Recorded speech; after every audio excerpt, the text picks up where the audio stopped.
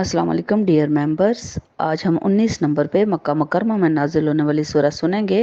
जो कुरान पाक की मौजूदा तरतीब में 105 नंबर पे है और जब नाजिल हुई तो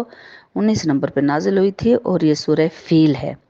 और फील के मानी हाथी के हैं। अल्लाह ताला फरमा रहे हैं, बिस्मिल्लाहिर रहमानिर रहीम, अलम तरा कैफ फ़अल रब्बुका बि अस्हाबिल फील। अल्लाह ताला मक्के के लोगों से सवाल पूछ रहे हैं और मोहम्मद सल्लल्लाहु अलैहि वसल्लम पे ये सूरत नाजिल फरमा के अहले मक्का को वो याद दिला रहे हैं, वो वाक़या जो कि हुज़ूर सल्लल्लाहु अलैहि वसल्लम के पैदाइश से 4 महीने पहले वाक़या पेश आया था। और चूँकि मक्के के बच्चे बच्चे को भी पता था उस वाक़े के बारे में, और अल्लाह ताला तमाम लोग जो कि चूँकि सूरतें जो नाज़िल फरमा रहे हैं अल्लाह ताला वो सुन भी रहे हैं, और 18 सूरतें पहले नाज़िल हो चुकी हैं और 19वीं सूरत ये नाज़िल हो रही है। और अल्लाह ताला इस वाक़ये के जो पेश आया था आमुल फ़ील के नाम से मक्के के लोग उस साल को याद करते हैं। आम साल को कहते हैं, और जो फ़ील है वो हाथी को कहते हैं। आमुल फ़ील यानी हाथी वालों का साल, इस नाम से मशहूर था मक्का मुकरमा में ये साल। और जो भी जैसे 8 अक्टूबर का ज़िलज़िला आया तो हम उसको कहते हैं कि ज़िलज़िले वाला जो साल था। इसी तरह मक्का में चूँकि कैलेंडर तो उस दौर में नहीं थे, तो किसी भी अहम जो वाक़या होता था उस वाक़ये के वजह से उस साल का नाम पड़ जाता था। तो उस साल का नाम पड़ गया था आमुल फ़ील यानी हाथी वालों का साल। और वो वाक़या इस सूरत के अंदर अल्लाह ताला ने बयान फरमाया है। अल्लाह ताला अहले मक्का से सवाल पूछ रहे हैं कि ए अहले मक्का, क्या तुम लोगों ने नहीं देखा था कि तुम्हारे रब ने हाथी वालों के साथ क्या सलूक किया था और कौन सी आफत उस पर नाजिल की गई थी जो कि काबा पे हमले के लिए आया था। जैसे कि आप सब जानते हैं कि 571 ईस्वी में जब कि हज़रत ईसा अलैहिस्सलाम के दुनिया में पैदा हुए 571 साल गुजर चुके थे, और अब अल्लाह ताला ने अपने आखिरी नबी को पैदा करना था जो कि नबूवत का ख़ात्मा करना था। अल्लाह ताला ने अपने नबी को ख़ातमुल नबीयीन बनाना था। तो अल्लाह ताला ने हज़रत आमना रज़ी अल्लाह ताला अन्हा के घर में, जो कि हज़रत अब्दुल्ला रज़ी अल्लाह ताला अन्हु के साथ उनकी शादी हुई थी, और हज़रत अब्दुल मुत्तलिब के वो सबसे प्यारे बेटे थे, लेकिन शादी के 2 माह बाद ही हज़रत अब्दुल्ला की वफ़ात हो गई थी और हज़रत आमना 5 माह की हामला थी जबकि ये वाक़या पेश आया था। और इस वाक़ये में इसको आमुल फ़ील यानी हाथी वालों का साल भी कहा जाता है। और इस वाक़ये को अभी मैं सुना रही हूँ। हज़रत अब्दुल मुत्तलिब जो कि खाना काबा के मतवल्ली और खाना काबा के निगहबान भी थे, और खाना काबा की चाबियाँ भी उनके पास होती थीं, और वो अपने बेटे हज़रत अब्दुल्ला से बहुत मोहब्बत करते थे। और उनके वफ़ात के बाद उनकी बीवी हज़रत आमना रज़ी अल्लाह ताला अन्हा का बेइंतहा ख्याल रखते थे। और चूँकि उनकी औलाद भी होने वाली थी तो उनका ज़्यादा ख्याल रखते थे। अपने मरहूम बेटे की औलाद होने वाली थी तो उनका बहुत ज़्यादा ख्याल भी रखते थे। और जैसे कि आप सब जानते हैं कि पूरी दुनिया से लोग खाना काबा का हज और उम्रा करने के लिए आते थे, और चूँकि सब लोग खाना काबा को अल्लाह का घर ही समझते थे और अल्लाह ताला पे उन सबको यकीन भी था, अल्लाह ताला को वो मानते थे। सिर्फ वो अल्लाह ताला के साथ शरीक ठहराते थे 365 बुत जो खाना काबा के अंदर रखे हुए थे। और सबसे बड़े जो 3 बुत हैं, बार बार मैं आपको बता रही हूँ, उनके नाम लात, उज़्ज़ा, मनात थे, जो कि वो कहते थे ये फ़रिश्तों के नाम हैं, यानी ये फ़रिश्ते हैं, और ये फ़रिश्ते भी अल्लाह की बेटियां हैं। और ये जो हैं ये ही इनके ज़रिए ही हम अल्लाह तक पहुंच सकते हैं। डायरेक्ट अल्लाह ताला से ना वो दुआ करते थे, ना ही वो डायरेक्ट अल्लाह ताला को के साथ मतलब शरीक ठहरा के ही अल्लाह को मानते थे। यमन का एक गवर्नर था, उसका नाम अबरहा था, और वो क्रिश्चियन था। और उसने लोगों से पूछा कि ये यमन में लोग क्यों नहीं हर साल आते। इन्हें तजारत के लिए तो आते थे, लेकिन हर साल पूरी दुनिया के लोग जैसे मक्का में जाते थे, तो उसने पूछा कि मक्का में क्यों जाते हैं हर साल, और मक्के वालों की तजारत का जो है वो सबसे ज़्यादा है, क्या वजह है। हालांकि मक्का तो बंजर और बियाबान, और ना तो वहाँ पे दरख्त और पौधे उगते थे इतने, और ना ही वहाँ पे कोई मतलब हरियाली थी, ना ही, तो वो उस बंजर ज़मीन से क्या लेने जाते हैं हर साल, उधर किस लिए जा रहे हैं। तो लोगों ने उससे पूछा, लोगों ने उसको बताया कि वहाँ पे हज और उम्रा करने के लिए लोग जाते हैं। वहाँ पे एक काबा है और वो कहते हैं ये अल्लाह का घर है, और उसका हज और उम्रा करते हैं। तो अब यमन के जो गवर्नर था बराहा, उसने कहा ऐसी क्या बात है, नाउज़ुबिल्लाह, मैं भी एक काबा बना देता हूँ इधर, और हर साल सारी दुनिया में ऐलान करवा देंगे कि हज और उम्रा करने के लिए लोग यमन में आएँ, और हमारे इस जो हम काबा बनाएंगे उसका हज और उम्रा करें, तो इस तरह हमारी तजारत भी बढ़ेगी اور ابراہ یہ بات نہیں جانتا تھا کہ وہ مکہ جو کہ پہلے ایک بنجر بیابان چٹیل میدان تھا، ویران جگہ تھی، اور جس میں انسان تو دور کی بات ہے، وہاں پہ کوئی پالتو جانور جو ہیں وہ بھی نہیں رہ سکتے تھے، کیونکہ نہ تو وہاں گھاس، نہ تو وہ ہریالی تھی، نہ تو پانی تھا، درندے وہاں پہ تھے صرف، اور کوئی چیز نہیں وہاں پہ رہ سکتی تھی، حشرات تھے۔ اور چونکہ اللہ تعالیٰ نے اس پاک سر زمین بنانا تھا اس جگہ کو، اور اس جگہ کو آباد کرنا تھا، تو اللہ تعالیٰ نے حضرت ابراہیم علیہ السلام کو حکم دیا تھا کہ اپنے بیٹے، اپنے پیاری اولاد جو کہ بہت بڑھاپے کی اولاد تھی، حضرت اسماعیل علیہ السلام، کہ اپنے اسماعیل علیہ السلام جو کہ کچھ مہینوں کے تھے، تو اللہ تعالیٰ نے حکم دے دیا کہ اپنے پیارے بیٹے کو اور اپنی بیوی حضرت ہاجرہ کو لے کر مکہ میں جا کے چھوڑ آئیں۔ اب سوچیں کہ مکہ میں جب وہ حضرت ابراہیم علیہ السلام چھوڑنے گئے تھے تو ان کی کیا حالت تھی، اور پانی کا ایک مشکیزہ اور چند کھجوریں تھیں، اور کوئی سایہ دار درخت تک بھی نہیں تھا کہ اس کے نیچے بٹھاتے ان کو، بنجر بیابان، ٹیلے، اور انتہائی گرمی شدید۔ تو اللہ کا حکم تھا، چونکہ وہ خلیل اللہ یعنی اللہ کے دوست تھے حضرت ابراہیم، اور اپنے دوست کے محبت میں اتنے زیادہ ان کو محبت تھی اللہ تعالیٰ سے، اپنے دوست یعنی اپنے اللہ کے بھروسے پہ ان کو چھوڑ کے، اپنے بیوی اور بیٹے کو روتا ہوا چھوڑ کے واپس چلے گئے، اور پیچھے مڑ کے اس لیے نہیں دیکھ رہے تھے کہ پیچھے مڑ کے تڑپ رہے، مطلب اتنا ان کو رونا آ رہا تھا اپنے بیوی اور بچے کو چھوڑ کے جاتے ہوئے، لیکن اللہ کا حکم انہوں نے کس طرح پورا کیا، اور اس زمین کو اللہ تعالیٰ نے پھر آباد کیا کہ کس طرح آب زمزم کا وہ چشمہ، وہ کنواں اللہ تعالیٰ نے وہاں پہ اس بنجر بیابان زمین پہ، اور بعد میں ہریالی ہو گئی، سرسبز و شاداب ہو گیا، اور اب تک یعنی 1400 سال تو ہمارے پیارے نبی کو ہو گئے ہیں، اور اس سے کئی ہزار سال پہلے حضرت ابراہیم علیہ السلام نے حضرت حاجرہ کو چھوڑا تھا، اور حج کے جتنے مناسک حج اور عمرہ ہیں وہ سارے حضرت حاجرہ علیہ السلام کی سنت ہے، جو انہوں نے کیا تھا، تو وہی حج اور عمرہ کرتے ہوئے ہم سب مسلمانوں پہ فرض ہو گیا ہے۔ اور اللہ کو اتنی محبت تھی، وہ ماں کا بچے کے لیے تڑپنا اور وہ سعی کرنا، اور وہ صفا اور مروہ اور وہ سارے واقعات ہم قرآن پاک میں بھی سنیں گے۔ تو اس جگہ کو اللہ تعالیٰ نے آباد کر دیا، اور کتنا پر رونق، اور اس جگہ سے آنے کا اب کسی کو دل بھی نہیں کرتا، اگر جو بھی ایک دفعہ جاتا ہے تو وہ وہیں کا ہو رہتا ہے۔ اور ہمارے پیارے نبی کو بھی تو مکہ مکرمہ سے کتنی محبت تھی کہ میرے پیارے نبی کو جو مجبور کر دیا کہ جان سے مرنے پہ سارے سرداروں کے بیٹے گھر کے باہر کھڑے ہو، تو ہمارے پیارے نبی جب وہاں سے ہجرت کر کے مدینہ جانے لگے تھے تو مڑ کے پیچھے دیکھ کے آپ صلی اللہ علیہ وآلہ وسلم نے کیا فرمایا تھا کہ اے مکہ مجھے تجھ سے بہت محبت ہے، اے مکہ مجھے تم بہت یاد آؤ گے، یعنی مکہ کو اتنا یاد کرتے ہوئے گئے تھے۔ اور مکہ مکرمہ میں اتنا رونق اللہ کے گھر کی وجہ سے، اس گھر کے اوپر ہی فرشتوں کا بھی گھر ہے، یعنی فرشتوں کا بھی کعبہ ہے، یعنی فرشتے بھی طواف کرتے ہیں، اور ابھی پوری دنیا اس اللہ کے گھر کا طواف، حج اور عمرہ اور سارے مناسک حج کرتے ہیں۔ اور اللہ تعالیٰ نے اس مکہ مکرمہ کو تمام دنیا کے مسلمانوں کے لیے ایک مقدس مقام بنانا تھا، اور اسلام کا ایک محور بنانا تھا جو کہ اللہ تعالیٰ نے بنایا۔ تو ابراہ تو یہ بات نہیں جانتا تھا نا، ابراہ تو یہ کہہ رہا تھا کہ میں بھی ایسا ایک کلیسا بناتا ہوں ابھی خانہ کعبہ کی شکل کا، نعوذ باللہ، اور اس نے وہ بنایا، اور بہت بڑا کلیسا اس نے بنایا، بہت پیسہ خرچ کیا اس نے، سونے چاندی ہیرے جواہرات جڑ کے اس نے بنایا، اور شکل اس کی کعبہ جیسی رکھی، اور بہت بڑا جب وہ بنا لیا، اور تمام دنیا کے لوگوں کو دعوت بھی دے دی کہ آؤ اور ادھر آ کے یمن میں حج اور عمرہ کرو میرے کلیسا کا،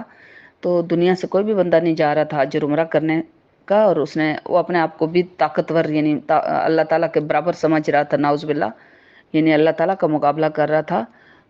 اور جب مکے والوں کو پتہ چلا کہ اس طرح ابراہ نے یمن میں ایک کلیسا بنایا ہے اور کہتا ہے اس کا حج اور عمرہ کرو،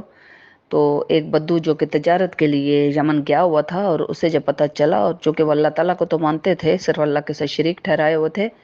یعنی کہ یہ بت جو ہیں وسیلہ ہیں، ادروائز اکیلے نعوذ باللہ اللہ تعالیٰ کچھ نہیں کر سکتے جب تک بت ان تک اللہ تعالیٰ تک بات نہ پہنچے، نعوذ باللہ۔ تو اس نے جا کے اس ابراہ کے کلیسا میں جا کے اسے جب پتہ چلا کہ اس مقصد کے لیے اس نے بنایا ہے حج اور عمرے کے لیے، تو وہ جا کے تو بجائے حج اور عمرہ کرنے کے اس نے اس میں غلاظت کر دی، یعنی کہ اس کو ناپاک کر دیا، پاخانہ کر کے آ گیا اس کے اندر غصے میں۔ اب ابراہ کو جب خبر ملی کہ کس نے یہ کام کیا، تو پتہ چلا کہ مکے کے کسی بندے نے کیا، تو اس نے تہیہ کر لیا، اور اس نے وعدہ کر لیا اپنے آپ سے کہ میں مکے کے لوگوں کو اب نہیں چھوڑوں گا، ان کے کعبہ کو بھی گراؤں گا، میرے پاس اتنی طاقت ہے، یعنی طاقت کا بہت گھمنڈ تھا اس کے اندر۔ تو اس نے کہا میں جا کر گرا کر ہی آؤں گا واپس۔ تو اس نے ہاتھیوں کا بہت بڑا لشکر تیار کیا، اور مکے والوں میں جب یہ خبر پہنچی، اور انہوں نے چونکہ ہاتھی کبھی دیکھے بھی نہیں تھے، اور پالتو جانور انہوں نے رکھے ہوتے تھے، بھیڑ بکریاں اور اونٹ تھے زیادہ سے زیادہ، اور زیادہ سے زیادہ کچھ جو امیر لوگ تھے ان کے پاس گھوڑے بھی تھے۔ اب ابرہہ یمن سے لشکر تیار کر کے طائف کے راستے جب مکہ مکرمہ پر حملے کی غرض سے نکل پڑا، اب چونکہ مکے میں بھی یہ خبر مشہور ہو گئی کہ اس طرح ابرہہ طائف کے راستے آ رہے ہیں حملہ کرنے کے لیے خانہ کعبہ پہ، نعوذ باللہ، تو ان میں اتنی سکت تو نہیں تھی کہ وہ ہاتھی والوں کا اور اتنے بڑے یمن کے جو گورنر کا مقابلہ کر سکتے، اور ان کا مقابلہ کرنے کی اتنی طاقت نہیں تھی ان کے پاس، نہ اتنی بڑی فوج تھی ان کے پاس، اور وہ تو ایک تاجر تھے، تجارت کرتے تھے۔ جب ابرہہ کی فوج طائف پہنچی، اور طائف اور مکہ مکرمہ میں اتنا ہی فاصلہ ہے جیسے دامنے کو اور اسلام آباد میں ہے، یعنی اوپر پہاڑ کے اوپر طائف کا شہر ہے اور نیچے مکہ مکرمہ کا شہر ہے، اور اگر ابھی گاڑی پہ جائیں تو 40-50 منٹ کی ڈرائیو ہے، لیکن اس وقت تو گاڑی نہیں تھی، تو اس وقت پیدل جو سفر تھا وہ ایک پورے دن کا ہوتا تھا، یعنی صبح جائیں تو رات پڑ جاتی تھی، اور اکثر لوگوں کے جو پالتو جانور تھے، گھوڑے، اونٹ اور بکریاں، بھیڑیں وغیرہ، وہ طائف میں ہی، چونکہ وہاں ہریالی تھی تو وہاں پہ ہی چرانے کے لیے لے کر جایا کرتے تھے، وہاں پانی بھی ہے، وہاں ہریالی بھی تھی، اس وجہ سے۔ تو اب حضرت عبد المطلب کے اونٹ بھی وہاں پہ چر رہے تھے۔ ابرہہ نے طائف کے شہر میں پڑاؤ کیا اور اپنی فوج کو تازہ دم ہونے کو کہا، اور اس نے پوچھا کہ یہ خانہ کعبہ کا جو چابیاں ہیں وہ کس کے پاس ہیں، کون ہے خانہ کعبہ کے نگہبان؟ تو اسے جب پتہ چلا کہ حضرت عبد المطلب اس کے نگہبان ہیں، اور قبیلہ قریش کے قبیلہ بنو ہاشم کے پاس سے ان کی چابیاں ہوتی ہیں، تو اس نے حکم دیا کہ ان کے جو اونٹ چار رہے ہیں ان کو پکڑ کے لے آئیں۔ اس طرح حضرت عبد المطلب میرے پاس آئیں گے اونٹ لینے کے لیے، اور ان سے میں کہوں گا کہ تمہارے کعبہ پہ میں حملے کے لیے آ رہا ہوں، اور جب یہ بات میں ان سے کہوں گا کہ حملے کے لیے آ رہا ہوں، تو اگر آپ چاہتے ہو کہ میں حملہ نہ کروں، حملے سے بچنا چاہتے ہو، تو یہ کرو کہ یہ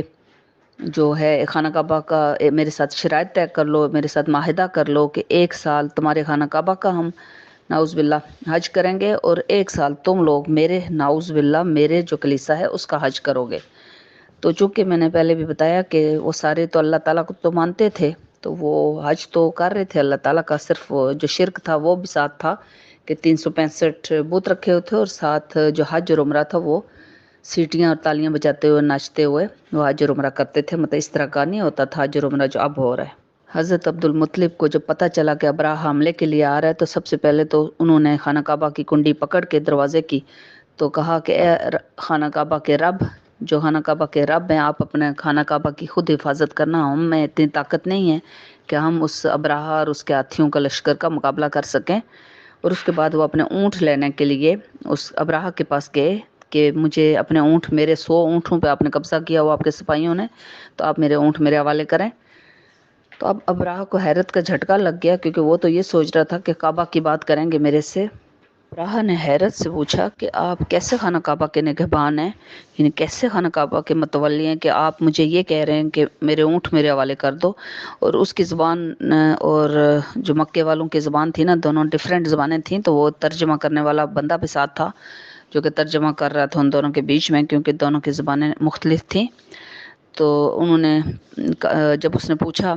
کہ آپ بجائے اس کے کہ اپنے کعبہ پہ میں کہہ رہا ہوں کہ حملہ کرنے آ رہا ہوں، تو آپ کعبہ کی حفاظت کے میرے لیے بات کریں، مجھ سے بات کریں، تو آپ یہ کہہ رہے ہیں کہ اونٹ میرے حوالے کر دو۔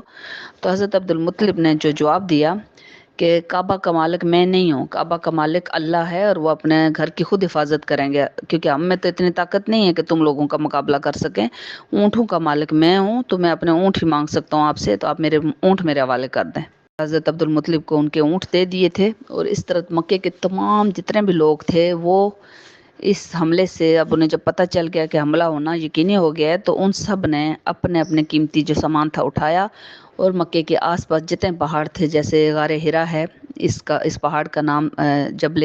نور ہے، اور اسی طرح باقی جو پہاڑ تھے سائڈوں پہ، سارے پہاڑوں پہ چڑھ گئے اپنی جان بچا کر، اپنے جانوروں کو لے کر، اپنے بچوں بیویوں بچوں کو لے کر. لیکن خانہ کعبہ کے لیے اب وہ بھی دعا ہی کر رہے تھے کہ کوئی اللہ تعالیٰ ہی معجزہ کریں جو اپنے گھر کی حفاظت خود کرے. مکے کے تمام لوگ اپنی آنکھوں سے یہ نظارہ دیکھ رہے تھے کہ اتنے بڑے ہاتھیوں کے لشکر، جو کہ بہت جاہ جلال اور بڑی شان و شوکت، اور ہزاروں کے تعداد میں سپاہی، اور وہ شور و غل، اور وہ گانے بجانے، اور وہ ڈھول، اور وہ مطلب ڈھول بجاتے ہوئے بڑے وہ فرعونیت کے ساتھ، یعنی کہ بڑے وہ فرعون بنے ہوئے تھے، اپنے آپ کو اتنا بڑا طاقتور وہ سمجھ رہے تھے. اور وہ جب وہاں پہ خانہ کعبہ کے پاس یہ بھی پہنچے تھے، مکہ میں خالی انٹر ہی ہوئے تھے، تو وہ جگہ بھی ہے جہاں پہ یہ ہوا تھا نظارہ،